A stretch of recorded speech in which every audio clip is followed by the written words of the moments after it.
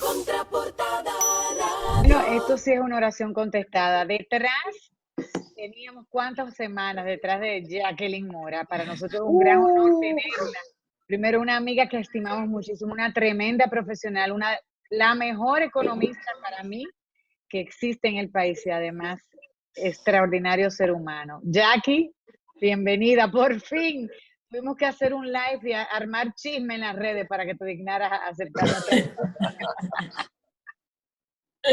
Gracias por la invitación, Lara. Para mí, tú sabes que es un placer ser parte de esta producción que ustedes hacen tan llena de contenido y tan, además de entretenida, con mucho contenido importante.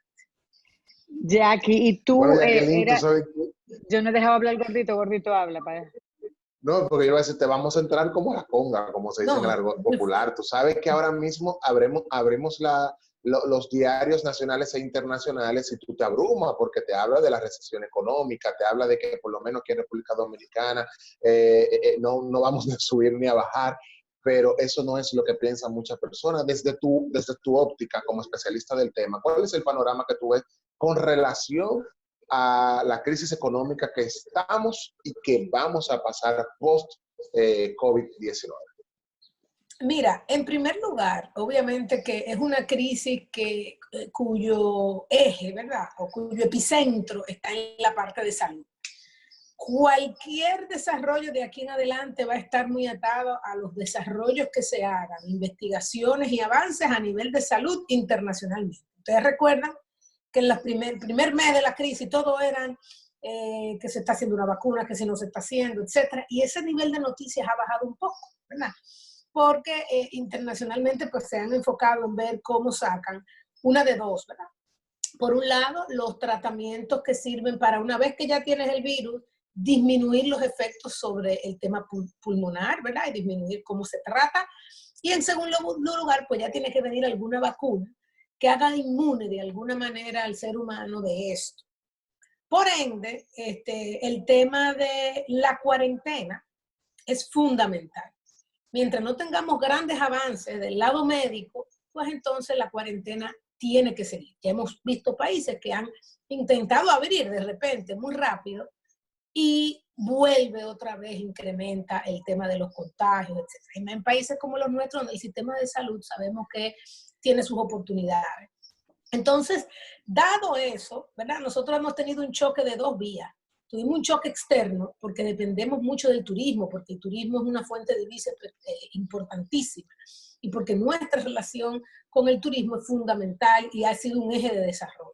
Ese es el choque que venimos de manera externa. Pero de manera interna, todo el proceso de quédate en casa, todo eso, bueno, sabemos que ha afectado uno que otro, casi todos los sectores económicos, es transversal a todos los sectores económicos, algunos más fuertes y otros menos fuertes. Entonces, en el pasado, tú decías, bueno, se cayó el turismo, pero aumentó la minería, o se cayó el turismo, pero aumentaron la zona franca, el sector construcción se expandió, y siempre por la diversificación que tiene la economía dominicana, teníamos como ese colchón que nos permitía, a pesar de los choques externos, nosotros, o choques internos, porque hemos tenido choques internos en los años 2000, donde luego de un choque externo de turismo, ustedes recuerdan cuando el 9/11 en el año 2001, que nos dio muy fuerte, luego el repunte del turismo fue buenísimo y fue justo en medio de la crisis interna. Sin embargo, hoy los choques son a los dos y son muy fuertes. ¿Y esto qué quiere decir?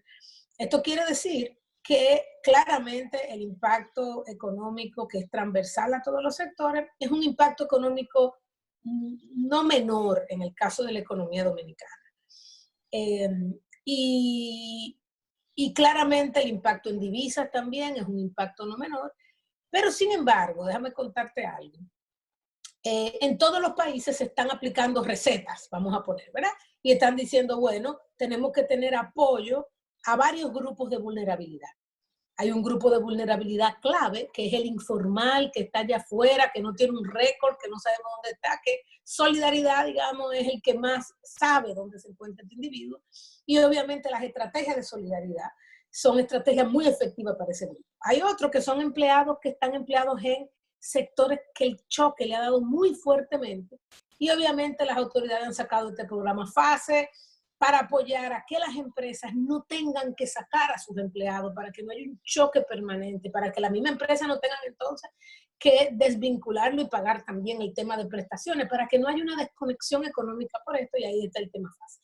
Están las otras empresas que además de eso posiblemente están muy endeudadas, o individuos que están muy endeudados. Y ahí la política monetaria viene y le dice, mira, vas a poder renegociar tu préstamo junto con las entidades financieras, vas a poder renegociar tu préstamo con los bancos, claramente, vas a tener 2, 3 meses que de manera proactiva lo hizo la banca, Vamos a tener 3 meses para aliviarte por estos 2 o 3 meses donde tú no vas a tener que pagar la cuota y luego te la voy a prorratear a futuro, pero además también evitaron con esto que te pusieran esta letra escarlata en tu récord crediticio. Sabemos que el récord crediticio es fundamental para cualquier persona de clase baja, media y para las empresas para poder en el futuro financiarse. Y las autoridades monetarias emitieron resoluciones que hacen posible que a pesar de que en este periodo tú no puedas pagar y te reestructuren tu préstamo, no haya un impacto en lo que es tu calidad crediticia. Y finalmente están aquellas empresas o personas quizás no tan endeudadas, sobre todo las pymes, que tienen espacio para seguir endeudándose y que pueden a través de un endeudamiento blando y de bajo costo, entonces poder solventar alguna de las actividades, sobre todo porque hay una cadena. O sea, una empresa tiene cuenta por pagar a otra empresa. Y esa empresa tiene cuenta por pagar a otra empresa. Y sabemos que las pymes, no es de que yo tengo un fondo de emergencia, no es que yo estoy aquí esperando un choque como esto, es que se vive del día a día. Y sobre todo esas pymes que están vinculadas al sector turismo, que no hemos hablado de eso. Ese sector turismo que hoy requiere insumos del sector agropecuario, del sector transporte, del sector de energía, del sector de construcción, de la manufactura de madera, de la manufactura de muebles, de los servicios profesionales. O sea, es un sector que tiene una capacidad de dispersión importante y obviamente es un sector muy particular, porque a pesar de que nosotros nos comenzamos a abrir, que vamos a hablar de eso en un momento, un poquito más, ese sector va a durar más tiempo. La gente para montarse en un avión, para viajar, obviamente que va a ser difícil. Dentro de todo eso tenemos un par de buenas noticias que tú me dijiste al inicio, ¿verdad? El petróleo. Somos un país importador del petróleo. El petróleo está en el suelo, muy bajo, llegó en un momento hasta un número negativo. Y eso está impactando positivamente, además de que las importaciones están en el suelo, ¿verdad? Porque la gente está consumiendo menos y las empresas están produciendo menos. Y eso me quita presión también sobre el tipo de cambio, sobre los impactos cambiarios. También las empresas que utilizan mucho, por ejemplo, el sector energético, que desde esa perspectiva le está saliendo más barato, la generación y otros sectores, por ejemplo, como el transporte, pues eso alivia un poquito. El sector minero, Clara, que tú y yo lo conocemos bastante bien. Así es. Hoy en día los precios de los principales, sobre todo del oro, digamos, están en unos niveles altísimos. $1,800 la onza. 1.700, así mismo. ¿Y eso qué hace? Nos hace atractivísimos para que venga inversión extranjera en este momento. Hoy en día necesitamos ser un foco de atracción de inversión. Y es de los temas que están sobre la mesa. Es con ese precio del oro tenemos que ver las alternativas que tenemos para atraer inversión a nivel del tema de minería e inclusive el mismo turismo. Sí, por ejemplo, tú tocas un tema importante. Aquí ya hay inclusive empresas, inversiones mineras en oro y en otros renglones que están en etapa de exploración, no explotación, pendientes de una aprobación gubernamental, de un permiso de la concesión para empezar a hacer los estudios ambientales y poder empezar la explotación. Crear esa conciencia de que la minería no podemos depender solamente del turismo y de ciertas industrias. Tenemos que generarla y la minería es una salida que tiene el gobierno en estos momentos para poder generar ingresos, ingresos significativos en ese sentido para disminuir el impacto económico de la disminución de las divisas que ingresaban también por las remesas, porque muchas de las remesas en Estados Unidos, y tú puedes abundar de eso y nos puedes explicar, los dominicanos en Estados Unidos que mandaban sus chelitos para acá están pasando la de Caín también. Sí, así es. Mira, Lara, tú acabas de decir algo importantísimo, la diversificación. Ese ha sido uno de los activos nuestros, que al tú no tener todos los huevos en una misma canasta, bueno, cuando hay una canasta que no le está yendo tan bien, pues la otra resurge. Es el mismo caso ahí, como dice, turismo, minería, etcétera, donde esa estrategia del sector minero. Ya la minería mundialmente es muchísimo más responsable. Ya hoy se hace una minería sostenible, tenemos que ver esa estrategia. Somos un país pobre y estar, digamos, sentado arriba del oro o arriba de otro mineral es un costo grande para los sectores menos favorecidos. Los ingresos fiscales de la minería son importantísimos y han permitido y permiten este año. De hecho, cuando tú ves los ingresos fiscales, tú te pones a ver que el incremento de los ingresos fiscales netos fue prácticamente la mejora en los ingresos de minería que vienen del incremento del precio desde el año pasado y de la mejora en producción. Y de hecho, sí, hoy tenemos, por ejemplo, un proyecto importantísimo, que es el proyecto de Barrio Pueblo Viejo, que en proyecto prácticamente, si no se expande, comienza ya dentro de 2 o 3 años, quizá 2 años, cae la parte de producción y solamente comienza la parte del manejo del producto y obviamente perdemos unos años ahí. Entonces, yo creo que eso nosotros tenemos que verlo. El otro sector, como tú bien dices, es el sector turismo, que es un sector que nosotros naturalmente tenemos una ventaja. O sea, hay ventajas naturales. Si tú produces petróleo, produces petróleo. Si tú tienes playa, estás en el Caribe, estás en una zona bonita, céntrica, que pasan huracanes de vez en cuando, pero que nosotros sabemos que tenemos un velo arriba y nos pasan poco. Entonces, ciertamente, ese sector, el tratamiento de ese sector debe ser particular, porque es un sector que hay que tratar a largo y mediano plazo. Por ejemplo, tú estás viendo ya destinos de la región que están siendo muy agresivos en atracción de inversión en esta coyuntura, diciendo, no, yo te doy lo que tú necesites, pero ven, porque tienen una visión de largo plazo. Aquí yo creo que también la tenemos, 10 millones de turistas, estamos claros que es un sector clave, y yo creo que es un sector que se tiene que seguir apoyando, además de sus vínculos. Pero los pymes atados al sector,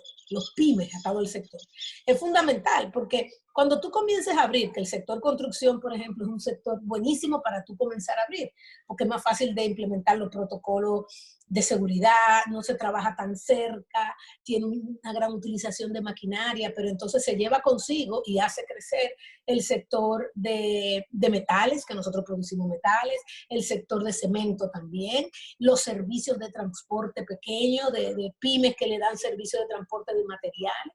Es un sector por excelencia que de demanda interna, ¿verdad? Que tú lo puedes comenzar a abrir. Entonces, cuando tú hagas ese proceso de comenzar a abrir ese sector, hay otros sectores que se van a recuperar. No es el caso de turismo, que no depende de nosotros. Entonces, la estrategia de tanto con los hoteles, con todo el tema turístico, pero además con sus proveedores, debe ser una estrategia específica. Ahora, con todo esto, el tema es hacia dónde vamos. ¿Verdad que sí, Lara? El tema es hacia dónde vamos. Así es.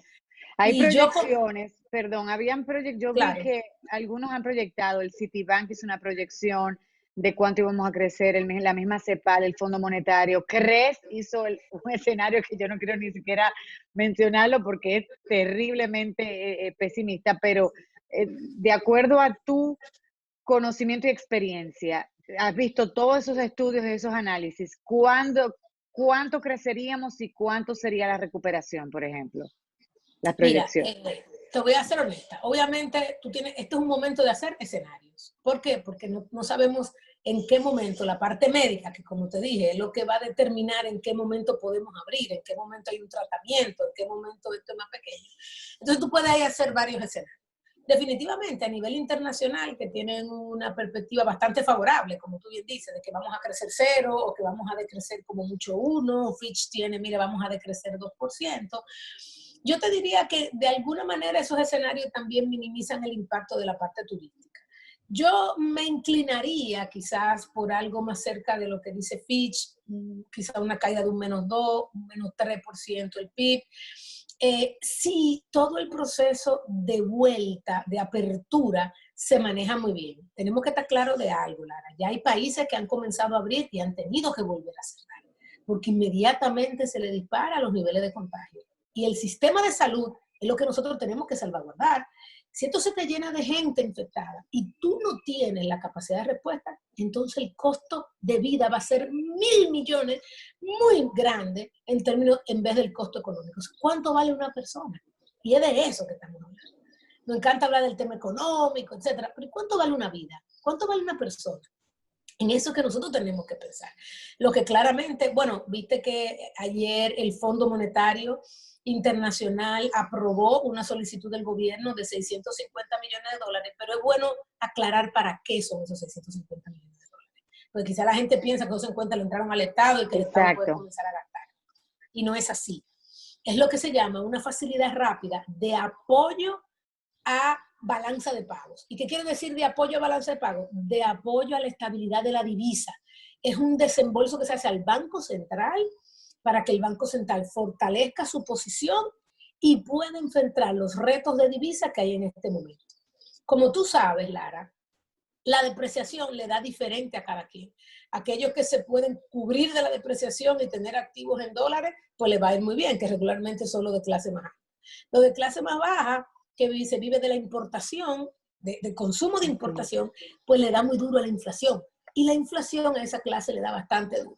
Si bien el tema de depreciación yo creo que hasta ahora se ha manejado de la manera adecuada ante una crisis, porque no podemos pretender tener una depreciación de un 3% en la crisis que nosotros tenemos en este momento. Ahora, es importante que el Banco Central pues pueda lograr una depreciación que sea justa. ¿Ves? Entonces necesita tener la capacidad de que el tipo de cambio no desalborote. Exacto. No se vaya a unos niveles que te quite lo que se llama la estabilidad macroeconómica, donde unos sufran mucho más que otros. La depreciación es normal. No podemos, cuando hay escasez de un bien o servicio, pretender que ese bien o servicio va a seguir extremadamente barato. Además, Lara, increíble, esa depreciación también es un mecanismo de ajuste. Mira, te voy a poner un caso lejísimo, y fue en la crisis del 2007 en Europa. En Europa, en la crisis del 2007-2009, ¿te acuerdas? La crisis financiera, 8 en algunos países. La inmobiliaria, el caos. Exactamente. Cuando viene este choque, en el Congreso de algunos países europeos permitieron que yo te pudiese bajar el salario.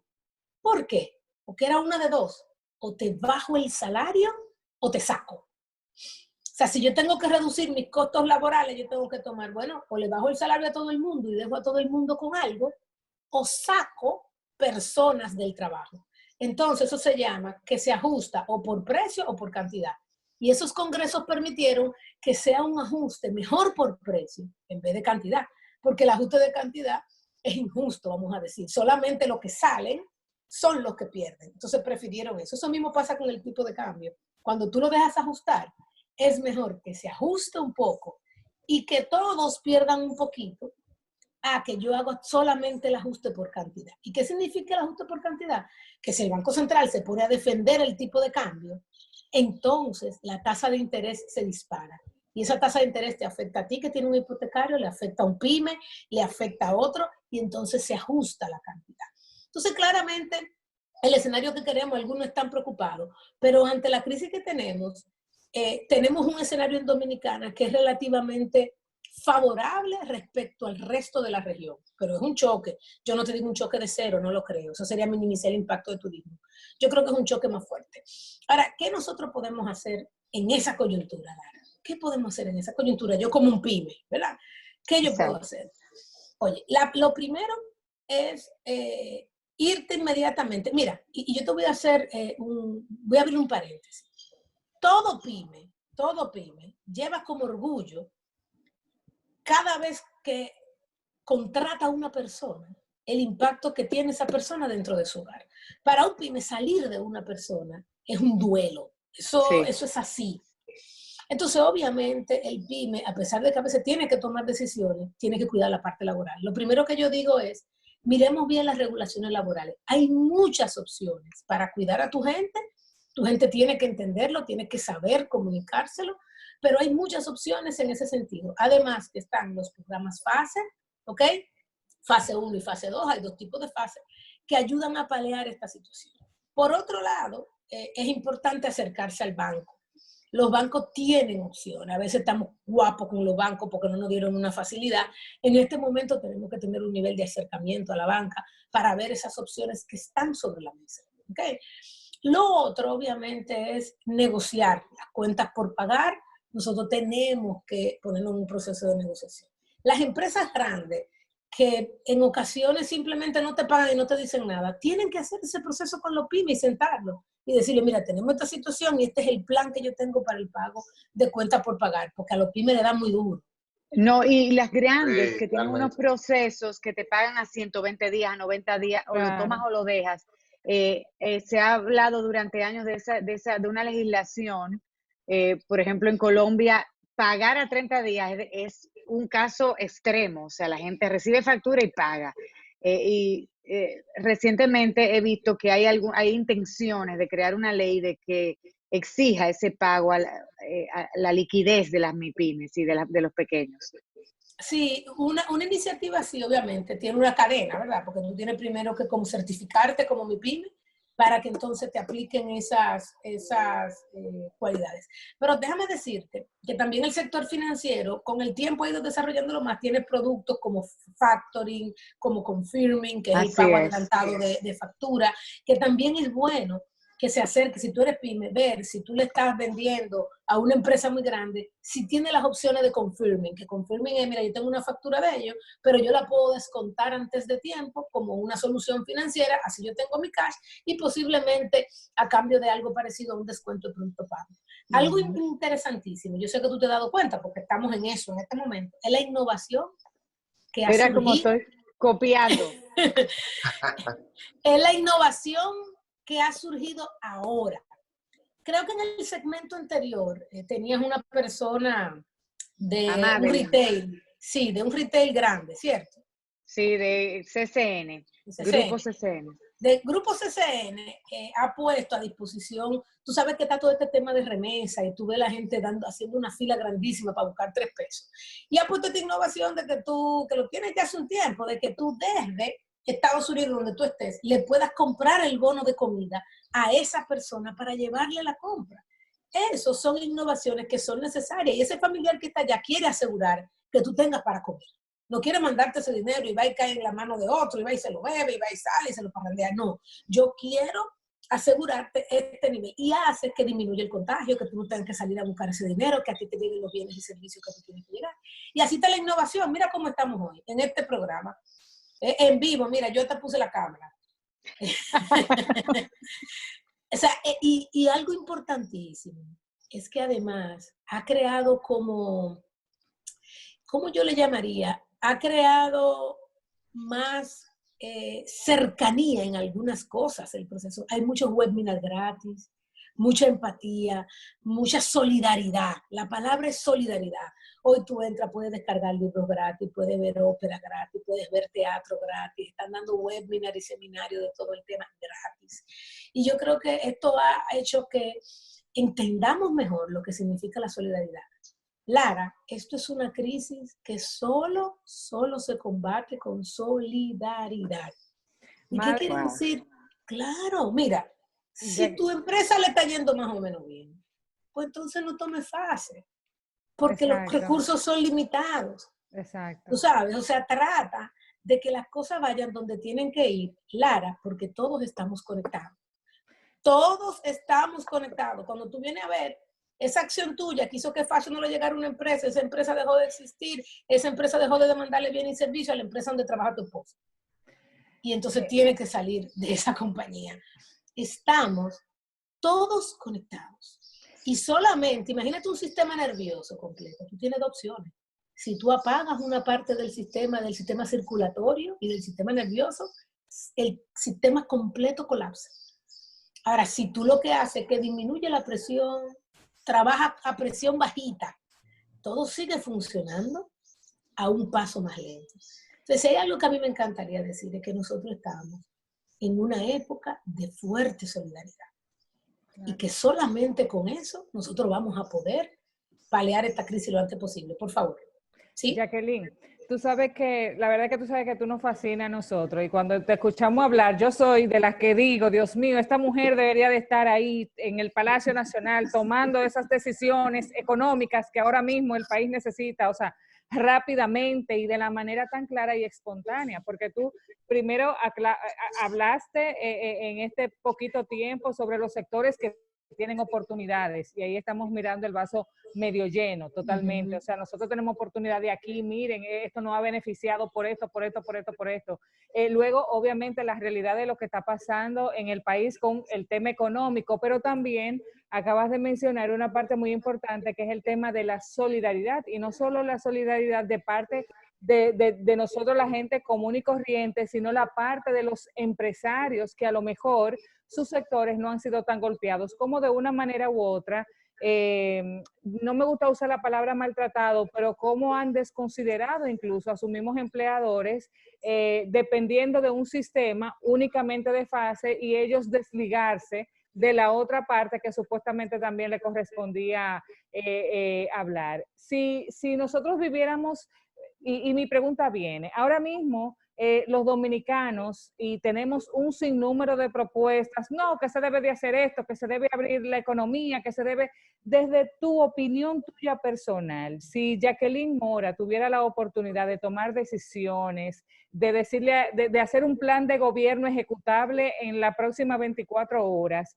mirando hacia los próximos 2 meses, entendiendo la pandemia, mirando los escenarios internacionales, ¿cuáles serían incluso esas recomendaciones que tú entiendes que nosotros como país deberíamos de estar haciendo?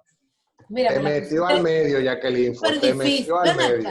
Yo pensaba que tú estabas gratis para defenderme. Yo estoy votando por ti. Hay gobierno que la contrate. Tú sabes que Tommy se va a postular, ¿verdad? Dime. No sabía. 2024 vamos a tomar el poder de la República Dominicana para arreglar esta situación. Pero Jacqueline, pero adivina quién es el gabinete. Rosendo Turiñán. Ministro de Transporte y Medio Ambiente. Tú serás la de Economía, Jacqueline. Tú serás la ministra de Economía. Mira, yo la pensaba que tú estabas aquí para defenderme. Yo te iba a piropiar esa camisa azul de cuadrito tan bonita, pero yo veo que tú no me estás defendiendo. No. Mira, te voy a responder muy rápido porque yo sé que el tiempo es corto.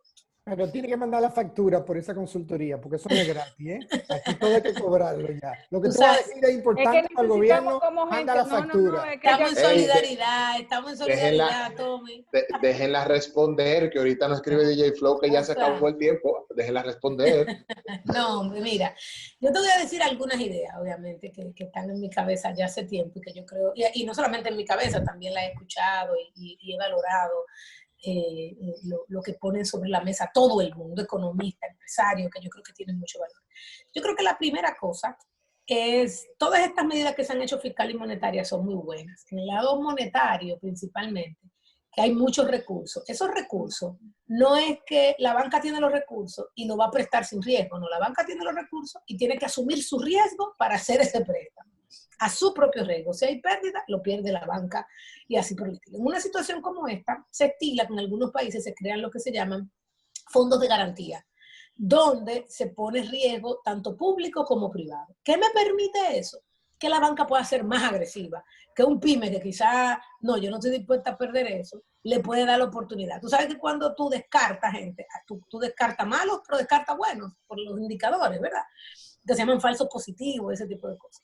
Entonces, la existencia de fondos de garantía puede acelerar el proceso de que este dinero le llegue a las pymes efectivamente. O sea que el Estado ya vi ahí que Banco Central y Hacienda están sentados viendo este tema. Los organismos internacionales están dispuestos a poner dinero y también a soportar el fondo de garantía. Entonces, yo creo que eso es un tema importante y fundamental.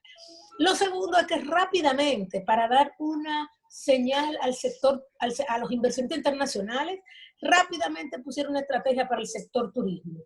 Una estrategia contundente que se sepa que, además del compromiso mostrado en el pasado, hay un compromiso mostrado para el futuro en términos del apoyo a este sector. Un apoyo integral, No estamos hablando de hoteles nada más, no. Todo aquello que soporta a este sector, los suplidores, los turoperadores, los cuenta propia del segmento y de esa zona turística tan importante. Entonces hay que establecer una estrategia, pero si nosotros no estamos dispuestos a negociar el largo plazo por este tema de corto plazo. Otro tema que para mí es fundamental acabamos, como te dije, de tener 650 millones para apoyo de balance pago, que yo creo que está muy bien y que hasta ahora la autoridad monetaria lo ha manejado espectacularmente bien. ¿Verdad?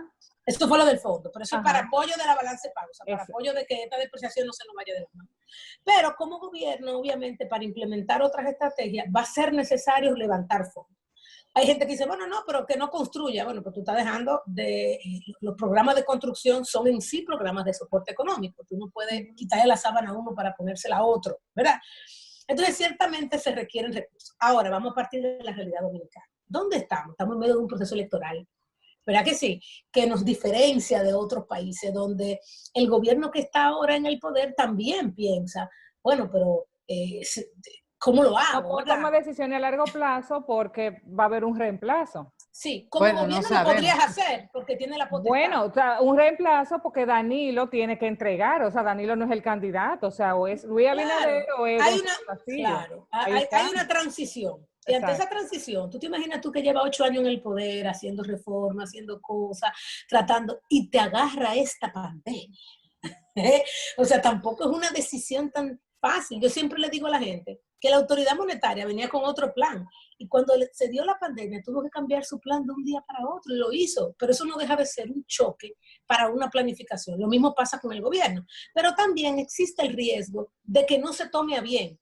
Como gobierno lo puedes hacer porque esa es la potestad que tiene y los gobiernos no mueren.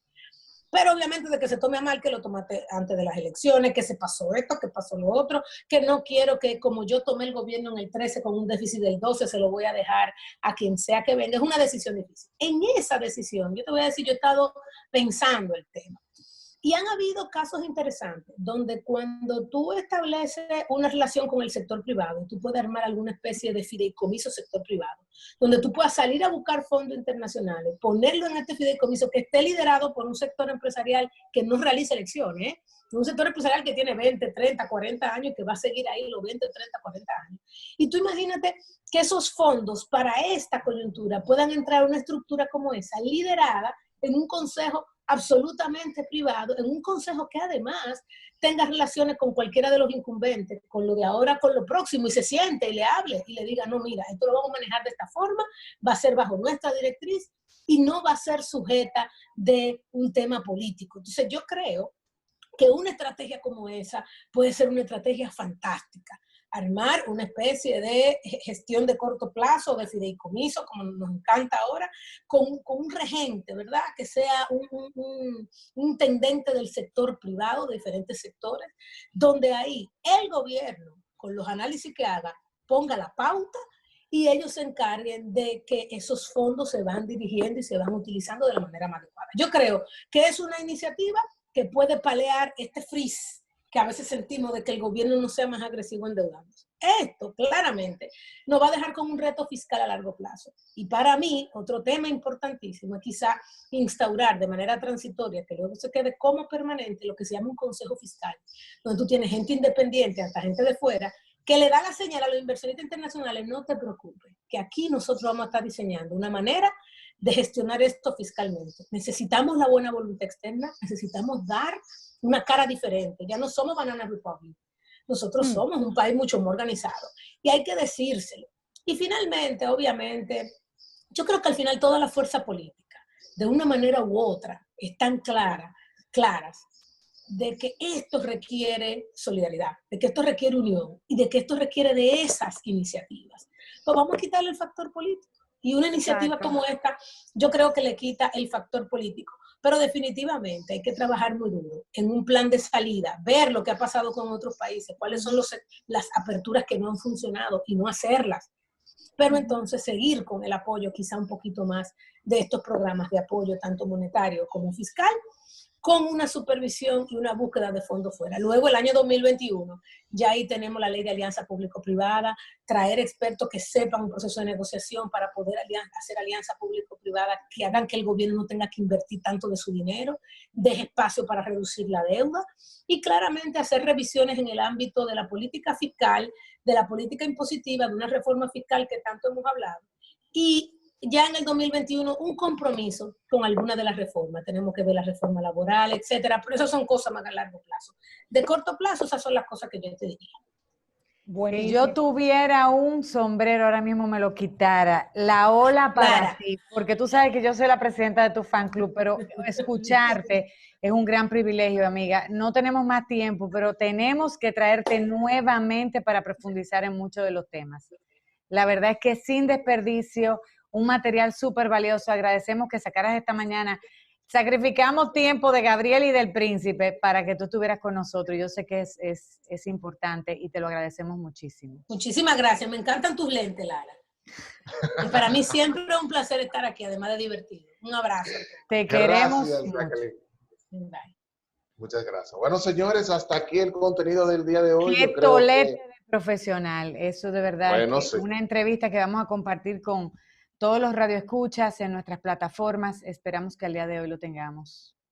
Bueno, es el último día. Gente así son las que necesitamos, liderando nuestro país, tomando decisiones importantes desde allá arriba, arribota. Bueno, señores, se fue abril, hoy es el último día del mes de abril. Mañana, 1 de mayo, estaremos aquí en las playas. Tommy, en las playas. ¿Para dónde tú te vas, Tommy? ¿Te vas a Terrena? Lara se va a Punta Cana. ¿Tú te vas para Boca Chica, gordito? No, yo voy para Najayo, Holanda, aquí mismo en San Cristóbal. Voy a sorprender con mi playa. Yo voy a verte, les voy a hacer una llamadita más tarde para que me digan cómo es eso, que yo no sé cómo. Y Rosendo nos dice que él se va para Jarabacoa desde hoy. Ah, muy bien. Bueno, bien, mañana será otro día. Les agradecemos a todos los que se conectaron. Gracias DJ Flow, Tommy, Gordito, Nere, por estar. Vamos a estar circulando este material que ha sido de extremo valor el día de hoy, para que los radioescuchas lo disfruten y podamos compartirlo también en nuestros perfiles. Bendiciones, se fue abril 2020. Y mañana no es feriado, ¿eh? Mañana se trabaja. Así es. Hasta mañana. Nos vemos mañana. Contraportada Radio.